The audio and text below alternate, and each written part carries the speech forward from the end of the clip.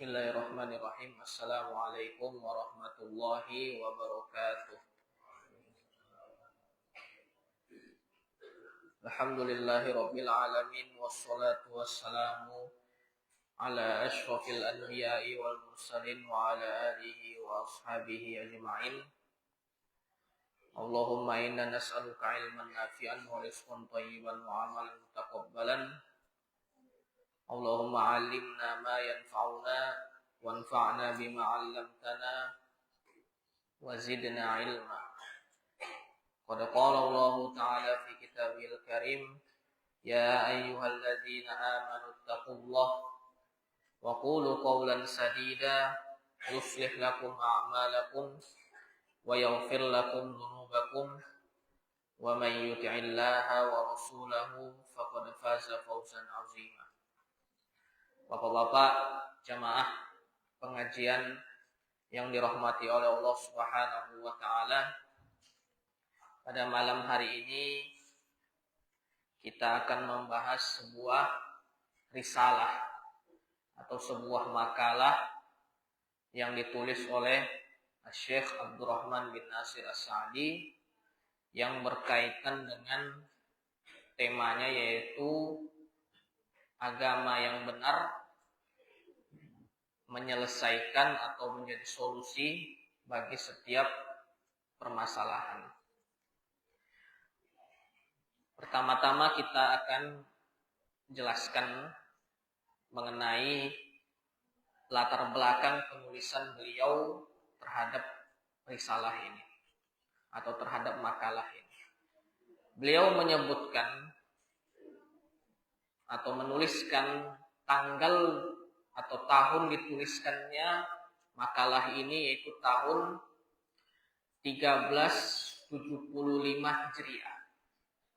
Jadi sekitar tahun berapa itu Bapak? Tahun 1950-an. Tahun 1950-an Masehi. Di masa-masa tersebut kaum muslimin khususnya banyak yang tertinggal dalam permasalahan agama mereka, di mana pada tahun-tahun tersebut negara-negara kaum muslimin banyak yang masih berada di bawah kendali kolonialisme bangsa asing. Dan juga di masa-masa tersebut baru terjadi perang dunia, di mana terjadi pertempuran hebat antara beragam ideologi.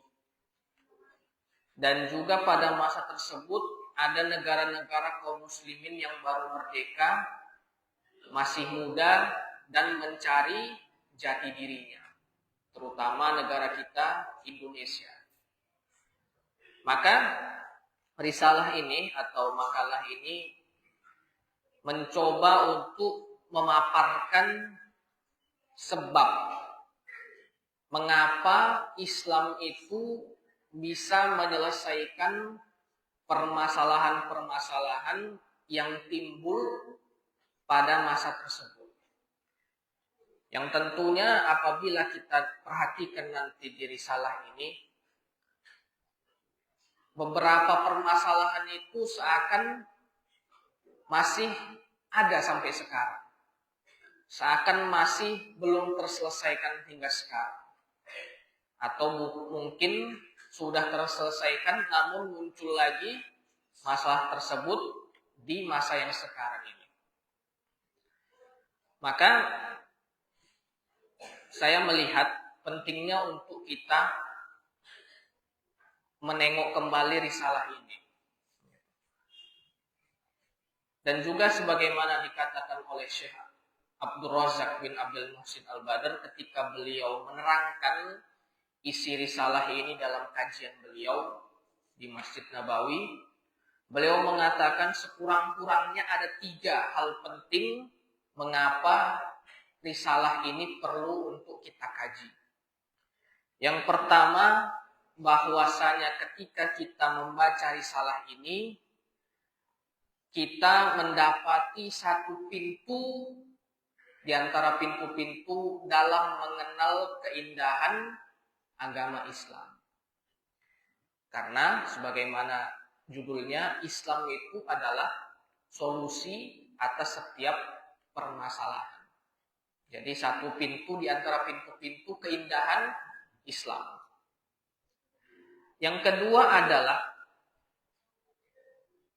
menambah keimanan kita ketika kita mengetahui bahwasanya Islam itu betul-betul agama yang sempurna, yang mampu menjawab segala tantangan dan persoalan yang muncul di setiap zaman. Itu yang kedua, Bapak.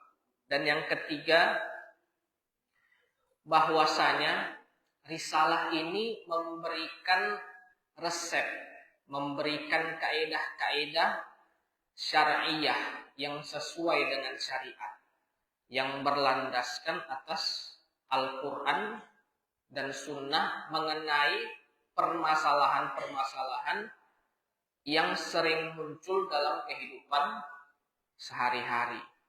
Jadi dalam risalah ini kita tidak menyebutkan masalahnya secara spesifik, tetapi menyebutkan masalah secara umum, kemudian kita ambil kaedah penyelesaian dari masalah tersebut.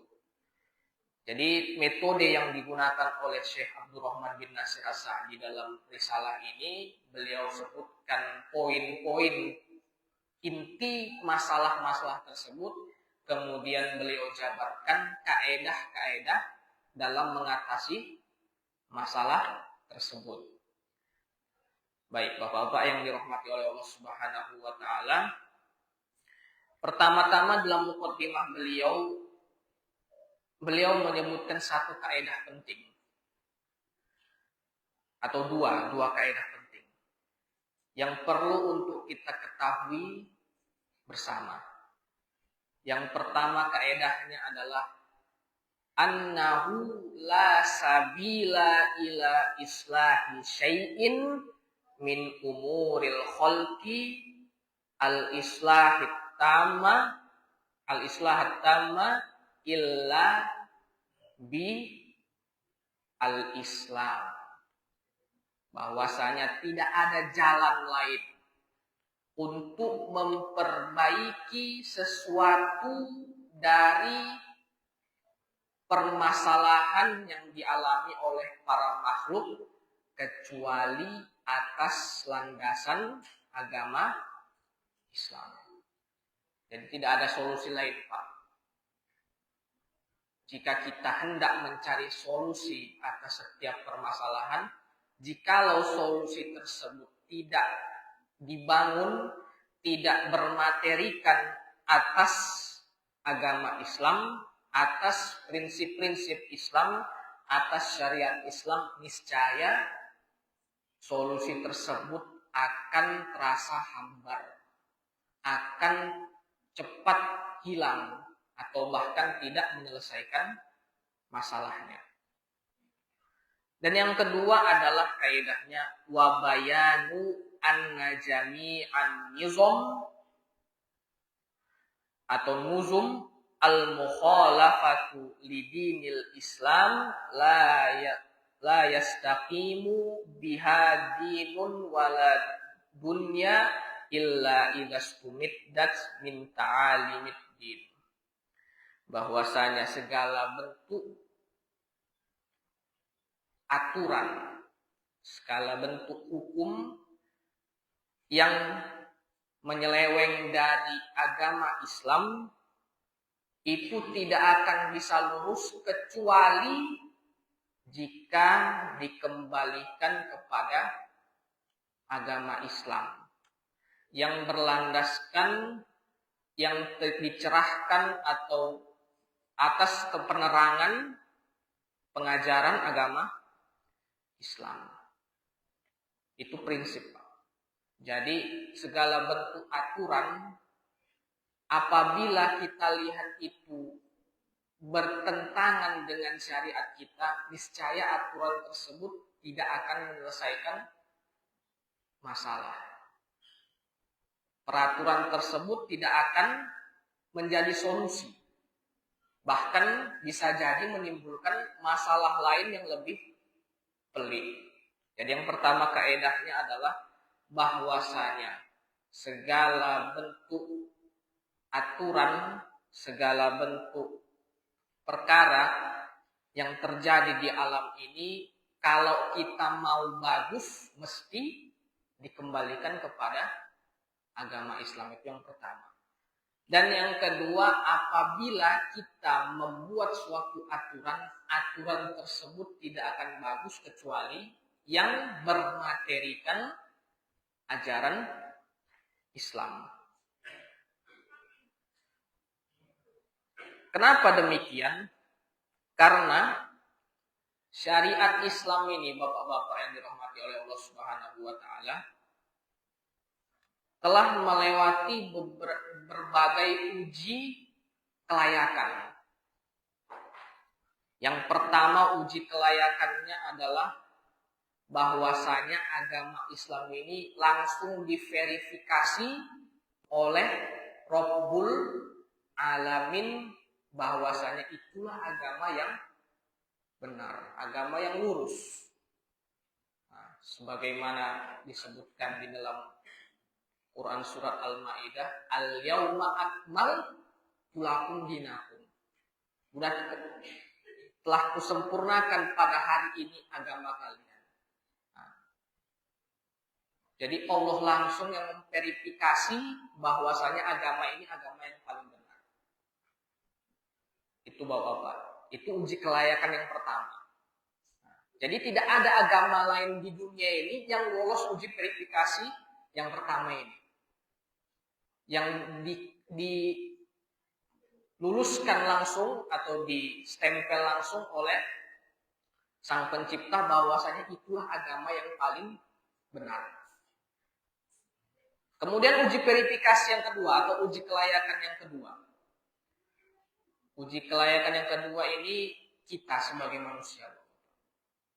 Bahwasanya tidak ada agama yang lebih sesuai dengan fitrah manusia melainkan agama Islam. Jadi dua ya Bapak, uji kelayakannya. Yang pertama langsung dari pembuat syariat. Langsung dari Allah Subhanahu wa taala di dalam Al-Quran. Bahwasanya Islamlah agama yang benar. Kemudian yang kedua adalah verifikasi sebagai kita yang menjalankan aturannya. Bahwasanya aturan dalam agama Islam ini adalah aturan yang paling sesuai dengan fitrah tabiat manusia. Jadi dua itu adalah uji kelayakan suatu ideologi atau agama. Apabila ada agama yang lolos dua uji kelayakan tersebut, maka itulah agama yang paling benar. Agama-agama lain mengklaim mereka itu sesuai dengan fitrah manusia. Ada yang mengatakan kami ini mendukung tabiat asli manusia. Ada yang mengatakan demikian, ada yang mengatakan demikian. Tetapi tidak lulus uji verifikasi yang pertama, yaitu stempel atau cap langsung dari Rabbul Alamin. Innad dina indallahil Islam. Sesungguhnya agama yang benar di sisi Allah itu hanyalah Islam. Jadi itu Bapak-bapak. Dalam muqaddimah yang disampaikan oleh Syekh Abdurrahman bin Nasir As-Sa'di. Kemudian beliau menjelaskan juga di sini mengapa setelah kita tahu, banyak yang sudah tahu bahwasanya Islam itu agama yang benar, kok enggak mau ikut gitu. Kok banyak yang masih enggak mau ikut. Beliau menjelaskan di sini ada dua sebab kenapa manusia itu enggak mau ikut. Sebab yang pertama adalah Al-jahlu mimma dalla alaihi din wa ma arsyada ilaih.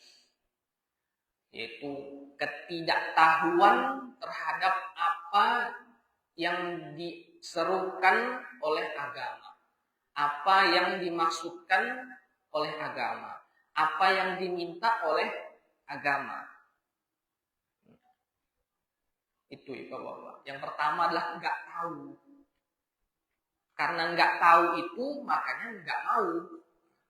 Karena dia nggak tahu keindahan agama Islam, bahwasanya agama ini yang paling bagus di antara seluruh agama, liyuzhirahu 'ala dini kullihi wa kafa billahi syahida. Agar Allah lah yang menunjukkan bahwasanya agama ini yang paling benar dan cukuplah Allah itu sebagai saksinya. Karena mereka tidak tahu keindahan agama ini, maka mereka tidak mau untuk mengikutinya. Itu yang pertama, Bapak.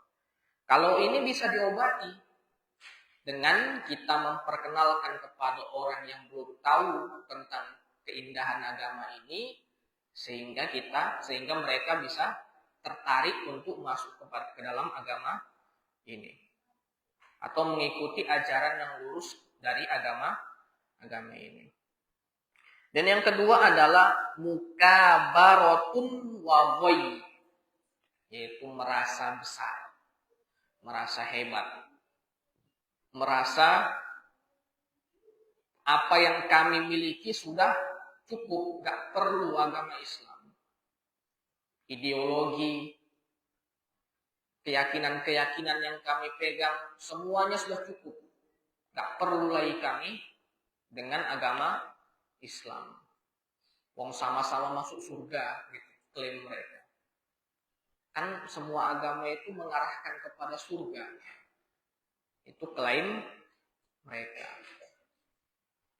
Tapi apa yang Allah beritahukan tentunya berbeda dengan klaim mereka. Innad dina indallahil Islam. Sesungguhnya jalan hidup, prinsip hidup yang diterima di sisi Allah sebagai pencipta kita hanyalah dinul Islam.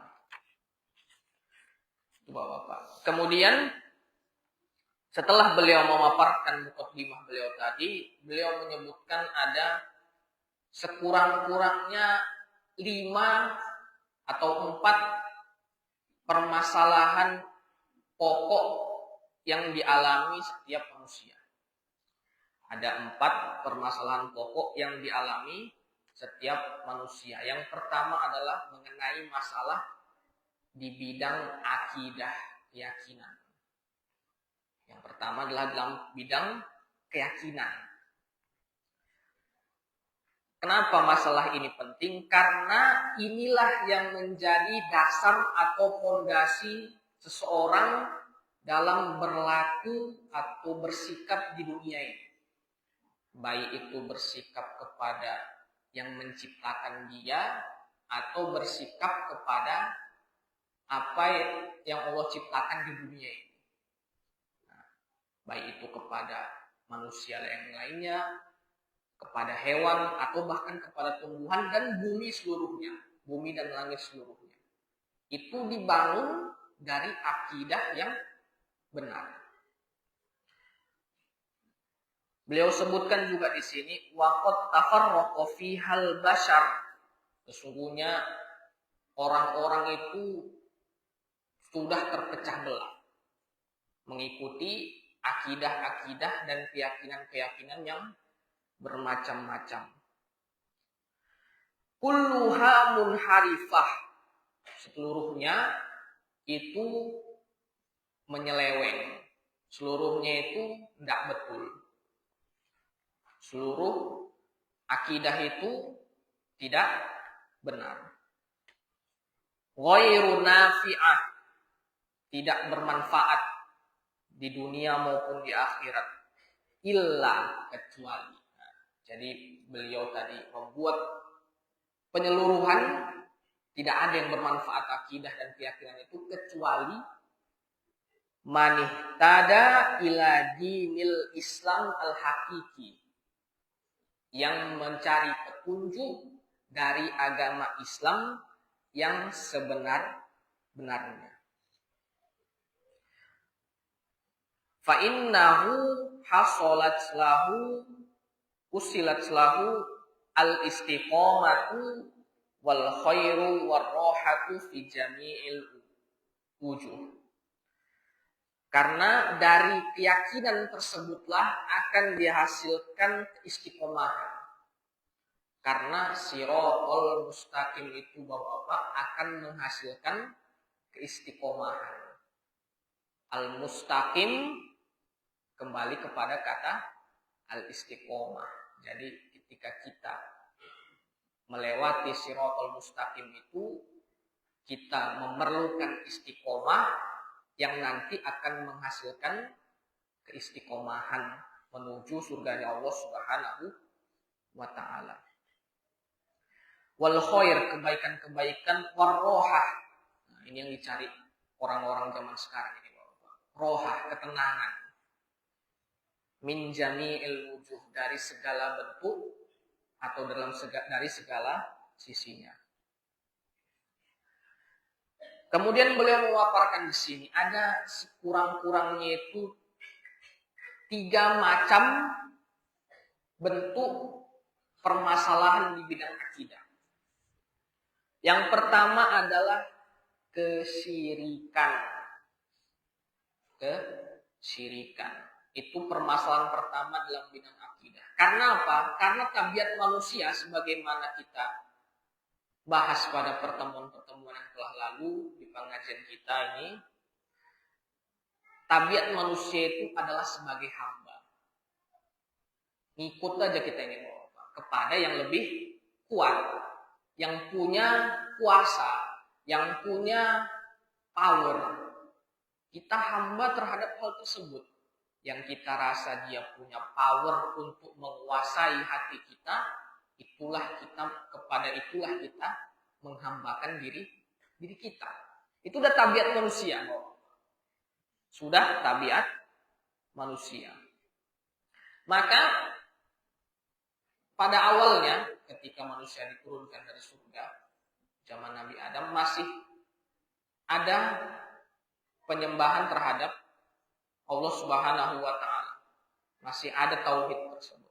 Kemudian pada zaman-zaman setelahnya, iblis mulai menebarkan syubhat-syubhatnya, menebarkan permainannya. Beliau dikatakan oleh iblis, coba kalian gantung gambar-gambar orang-orang soleh itu. Coba kalian buat patung-patung orang soleh itu untuk mengenang mereka, untuk menjadikan mereka itu teladan dalam kalian beribadah, dalam kalian itu bermuamalah.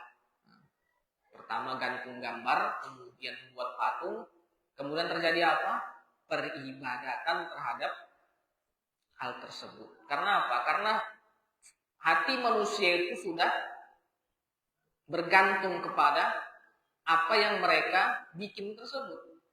Sehingga berubahlah peribadatan yang hanya kepada Allah semata menjadi kepada patung-patung tersebut. Tersebarlah syirik. Maka diutuslah nabi-nabi dan rasul-rasul untuk memperingatkan manusia akan bahaya keyakinan ini. Bahaya akidah ini, yaitu akidah kesyirikan. Karena secara tabiat manusia, Bapak-bapak yang dirahmati oleh Allah Subhanahu wa ta'ala, syirik itu besar sekali dampaknya. Yang pertama adalah goncangnya hati. Kalau orang musyrik itu Bapak-bapak, Tuhannya kan banyak. Niscaya tempat bergantungnya pun banyak. Jadi tak tahu mana yang harus diutamakan. Sehingga hati pun menjadi goncang dan tak tahu mana yang mesti percaya kepadanya. Itu yang pertama. Yang kedua adalah menggantungkan diri kepada sesama makhluk yang sama-sama tidak memiliki kemampuan untuk mengubah hal tersebut. Dan ini sebuah hal yang sia-sia, bergantung kepada akar laku sebagaimana peribahasa kita. Bergantung kepada akar laku. Tiada daya dan upayanya. Maka perbuatan syirik ini juga membuat kita itu lari dari fitrah kita, merusak hati kita yang sudah bersih dengan peribadatan hanya kepada Allah. Jadi secara naluri dan fitrah manusia pun tidak akan meyakini bahwasanya yang punya power itu banyak. Tuhan itu hanya satu. Itu fitrah setiap manusia. Sebagaimana disabdakan oleh Rasulullah SAW, "Wulida banu Adam alal fitrah, fa'abawaihi yuhawwidanihi au yunassiranihi." Setiap manusia itu dilahirkan atas fitrah, yaitu beribadah hanya kepada Allah semata. Adapun ayah dan ibundanya yang menjadikan dia itu sebagai Yahudi maupun sebagai Nasrani. Yang pertama, kesyirikan. Diutuslah para rasul untuk menyerukan kepada satu prinsip itu, yaitu tauhid. Kenapa tauhid? Karena dengan tauhid kita menjadi umat yang satu. Tauhidul kalimah. Kalimat tauhid itu menyeru kepada tauhidul kalimah. Kalimat tauhid, kalimat persatuan itu menyeru kepada satunya kalimat, satunya pendapat. Karena kalau umat Islam sama-sama percaya bahwasanya tiada ilah yang berhak diibadahi hanya kepada Allah, niscaya bersatulah umat Islam. Namun apa daya kita, masih banyak umat Islam yang percaya bahwasanya la haula wala quwata illa billah. Banyak yang tak percaya. Contohnya bagaimana? Ketika saya masuk kelas, ada suatu kelas, saya masuk ke kelas tersebut. Kemudian ada seorang siswanya itu nyeletuk. Nyeletuk gitu. Malam-malam ini hujan-hujan aja di pasar malam. Jadi nggak bisa awak ke pasar malam.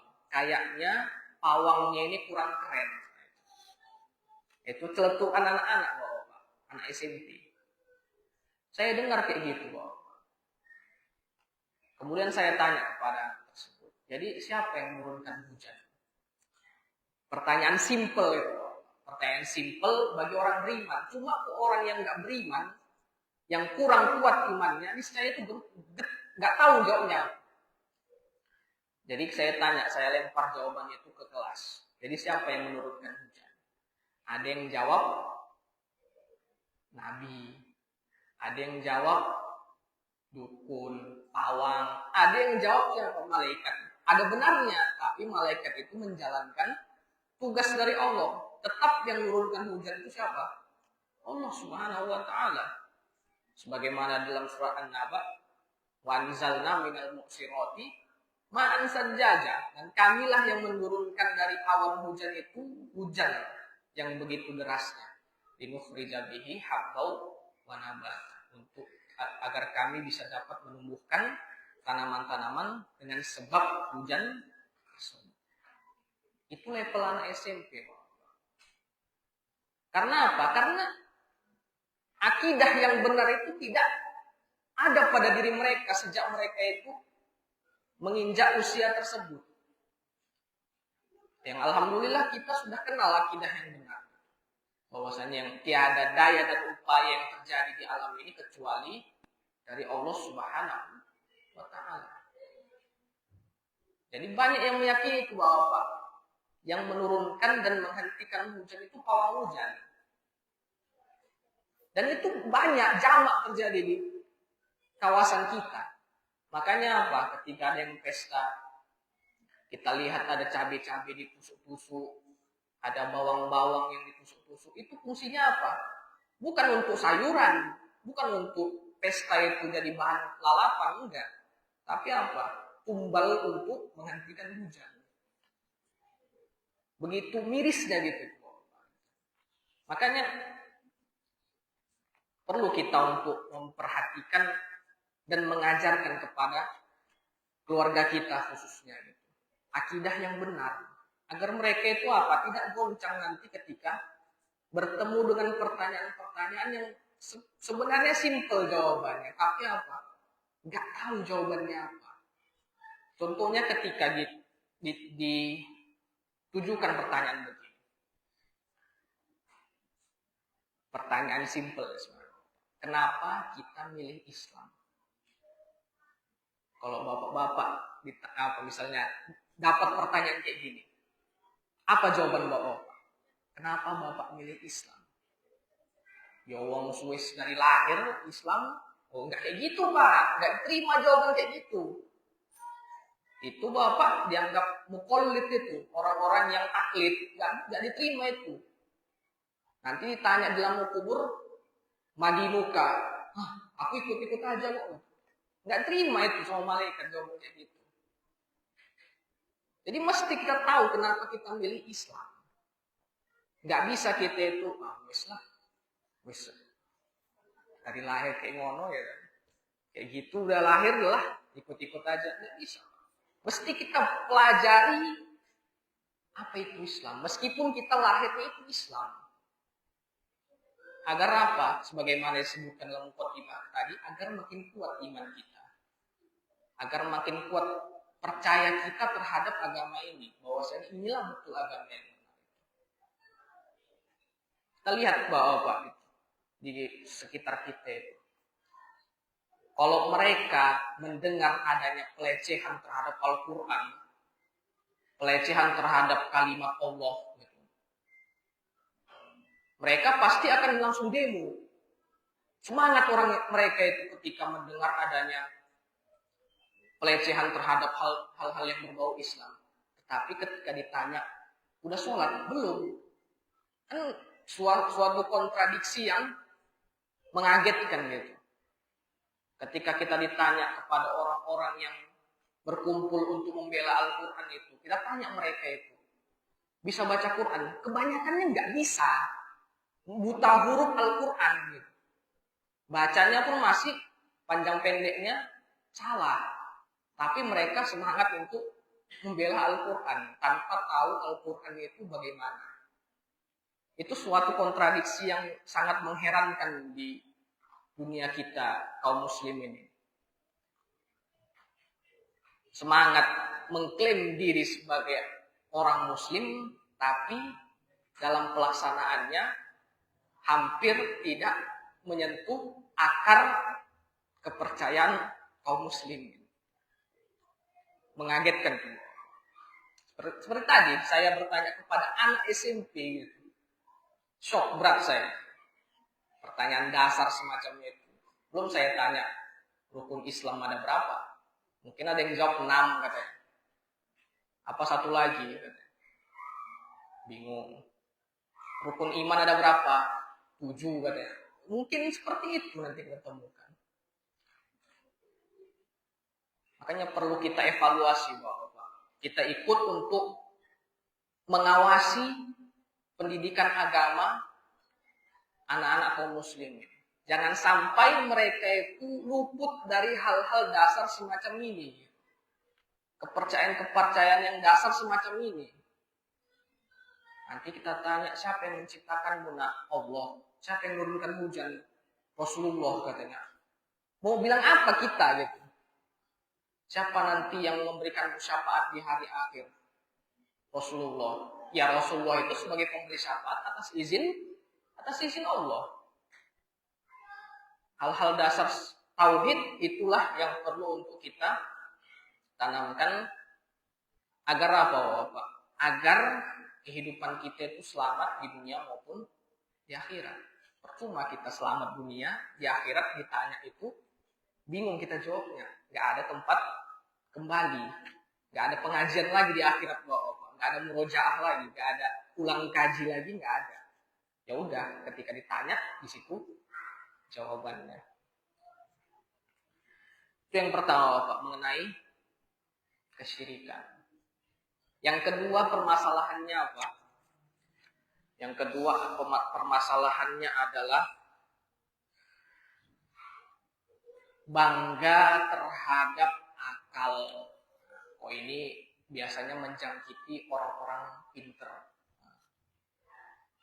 Biasanya menjangkiti orang-orang pinter. Semuanya mesti diukur dengan kebenaran logika, kebenaran akalnya, atau kebenaran sains.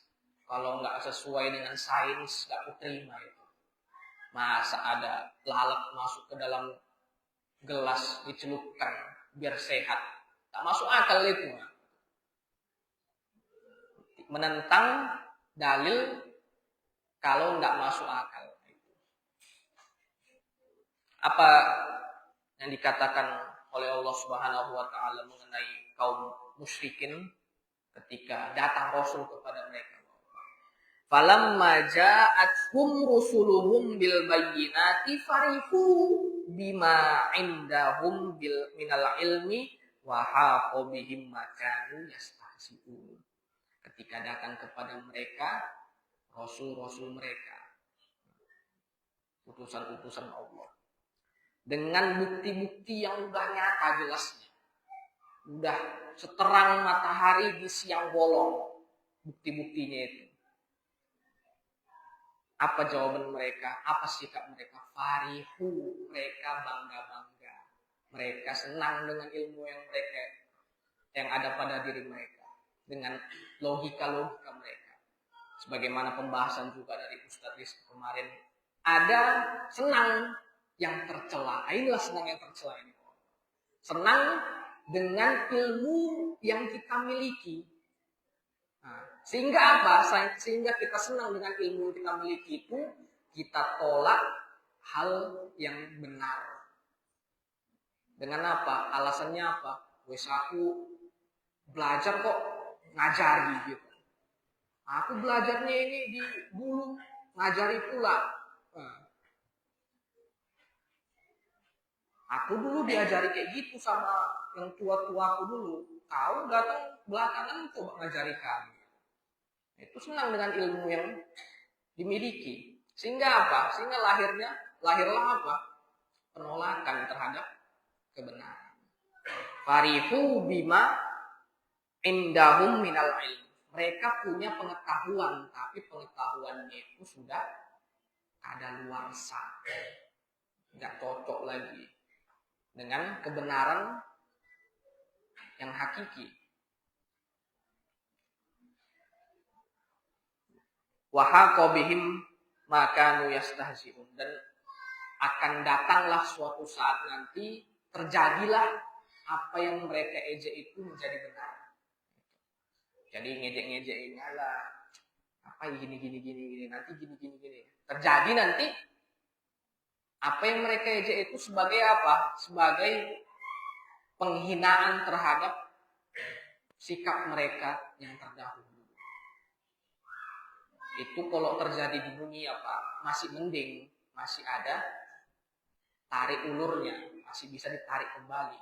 Kalau udah di akhirat nggak bisa lagi. Misalnya diingatkan apa? Wah, jangan main dukun, jangan main pawang hujan, itu syirik. Alah, tahu apa kamu? Saya ini lebih dahulu belajar daripada kamu. Saya tahu ini yang paling betul.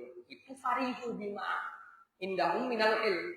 Senang terhadap ilmu yang mereka miliki. Nah, kalau misalnya uang itu tobat, alhamdulillah di dunia bisa kembali ke jalan yang lurus. Kalau tobatnya terlambat, udah di akhirat, gimana mau menarik kata-katanya? Gak bisa. Innallaha la yaghfiru an yushrika bihi wa yaghfiru ma duna dzalika liman yasha. Sesungguhnya Allah tidak mengampuni dosa syirik, tapi Allah akan mengampuni dosa apapun sekehendak Allah Subhanahu wa taala. Itu yang kedua Bapak, sebabnya atau permasalahannya. Yang ketiga adalah Al-imanu bi ba'dil kitab wal kufru bi ba'dih. Yang meyakini apa yang dirasanya cocok dan meninggalkan apa yang rasanya tak cocok. Nah, iman percaya kalau ini kayaknya cocok sama kemauanku. Tapi kok tak cocok, ya udah kufur dengan hal tersebut. Contoh paling apanya itu apa? Contoh paling konkretnya dalam kehidupan kita sehari-hari, masalah rokok. Nah, itu iman bibadi wa kufrun bibadi. Nah, dia beriman bahwasanya Allah pasti menghalalkan yang baik-baik dan mengharamkan yang jelek-jelek. Itu kaidah utama. Allah menghalalkan yang baik-baik dan mengharamkan yang jelek-jelek. Tapi kalau dalam perkara rokok ini enggak lah, ini kayaknya enggak jelek ini gitu. Orang dengan menghisap ini kita akan mengembalikan pikiran kita menjadi lebih fresh gitu. Ini baik ini. Al-imanu bi ba'din wa kufru bi ba'din. Iman dengan yang bagus-bagus menurut dia dan kufur dengan yang menurut dia itu enggak cocok. Maka ini termasuk hal yang dihindari atau hal yang perlu kita benahi. Itulah yang diajak atau diserukan oleh Islam untuk meninggalkan 3 hal ini, Pak. Yang pertama adalah kesyirikan, itulah yang paling besar itu. Karena menjangkiti bukan hanya orang awam, tapi juga orang pinter. Kita tengok bahwa Pak, ketika udah pemilihan umum, betapa banyak orang-orang pinter itu yang main dukun cuma biar dia menang. Bukan hanya orang awam, tapi juga orang pintar. Allah Ta'ala alam, kita akan lanjutkan mungkin setelah Isya. Setelah azan.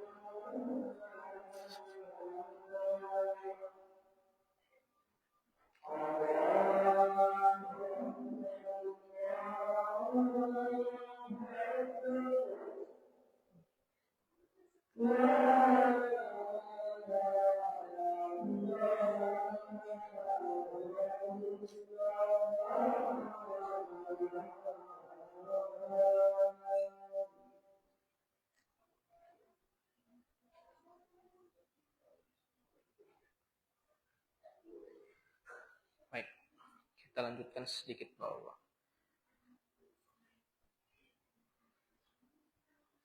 Sebab utama mengapa seseorang itu atau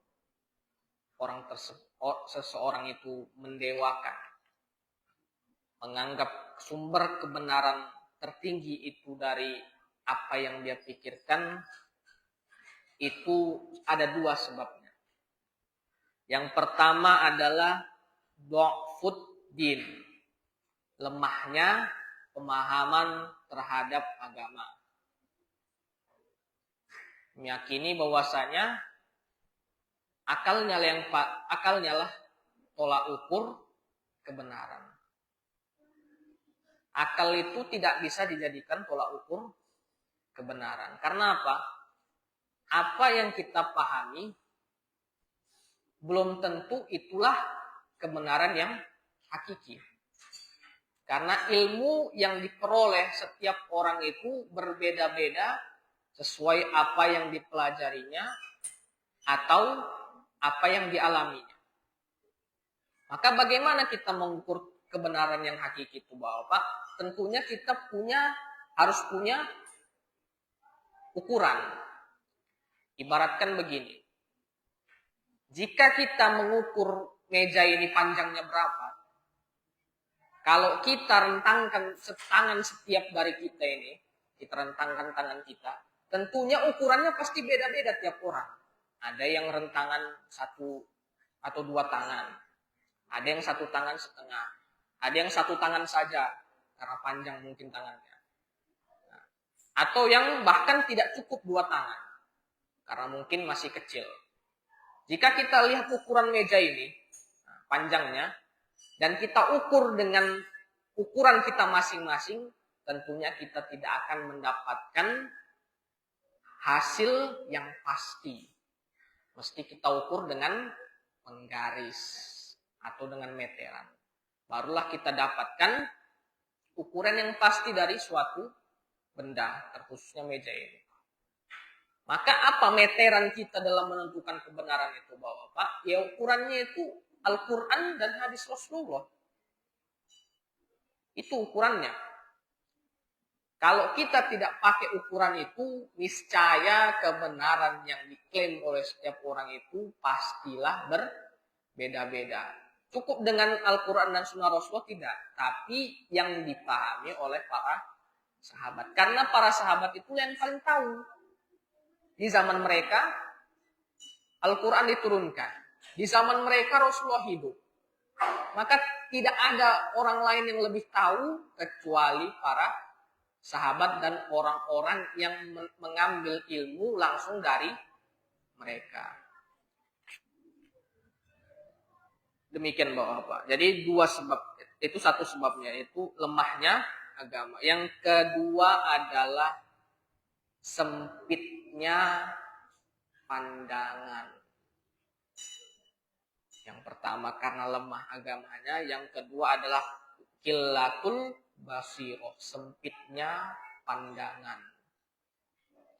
Kita boleh mengklaim kebenaran mutlak itu ada pada diri kita. Tapi kita tidak menutup diri bahwasanya mungkin kita pelajari ini ada salahnya. Itulah kita belajar.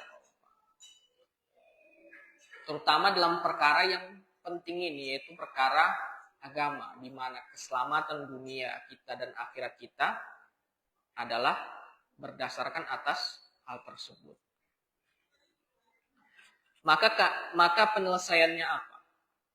Disebutkan oleh Syekh Abdurrahman bin Nasir As-Sa'di, penyelesaian dari hal tersebut kaidahnya adalah yang pertama al-imanu bima anzalallahu fi kitabih, yaitu beriman dengan apa yang Allah turunkan di dalam kitabnya, kulliha, nah, seluruhnya tanpa pilih-pilih. Yang pertama. Yang kedua adalah ittiba'ur rusul atau ittiba'ur rasul. Karena Rasul itulah pelita kita yang menyelesaikan persoalan paling besar, yaitu persoalan akidah. Laqad mannallahu 'alal mu'minina id ba'atsa fihim rasula min anfusihim. Sungguhnya Allah telah memberikan begitu besar nikmat kepada orang-orang beriman ketika Allah mengirimkan, Allah mengutus kepada mereka itu Rasulnya yang dari kalangan mereka, yaitu kalangan manusia. Yatslu alaihim ayati, dia membacakan kepada mereka ayat-ayatnya, wa yuzakkihim, dan membersihkan mereka dari noda-noda kesyirikan dan kemusyrikan dan maksiat, wa yu'allimuhumul kitab wal hikmah, dan mengajarkan mereka itu ilmu-ilmu yang terdapat dalam Alkitab dan hikmah. Wa in kanu min qablu lafi dhalalin mubin, dan sungguh mereka itu, kita ini Bapak, dulunya berada di dalam kesesatan yang nyata. Kalau bukan karena rahmat Allah Subhanahu wa taala, kemudian atas pengajaran dari Rasul kita Muhammad Shallallahu Alaihi Wasallam, niscaya kita berada pada kesesatan yang begitu nyata. Itu yang kedua. Jadi kaidahnya adalah bagaimana kita menangani permasalahan yang terdapat dalam akidah ini. Yang pertama solusinya adalah beriman terhadap apa yang Allah turunkan dalam kitabullah dan mengikuti Rasulullah Shallallahu Alaihi Wasallam dalam menjalankan syariat yang telah Allah turunkan di dalam kitabnya. Mungkin itu saja untuk pertemuan kali ini. Insya Allah akan kita lanjutkan pada pertemuan yang akan datang mengenai permasalahan-permasalahan yang terdapat pada kitab ini atau pada risalah ini.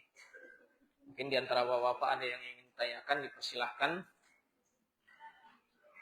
Atau kita cukupkan sampai di sini pertemuan kita. Mudah-mudahan apa yang telah kita pelajari ini menjadi ilmu yang bermanfaat dan dapat kita amalkan pada keseharian kita. Dan janganlah ilmu yang kita pelajari itu menjadi bala, menjadi ujian bagi kita dalam menjalankannya. Dan janganlah kita menjadi orang-orang yang dijadikan fitnah bagi orang lain ketika kita tidak menjalankannya. Mungkin ini saja yang bisa saya sampaikan. Saya tutup dengan doa kafaratul majlis. Subhanakallahumma bihamdika, subhanakallahumma bihamdika, asyhadu an la ilaha illa anta, astaghfiruka wa atubu ilaik. Assalamualaikum warahmatullahi wabarakatuh.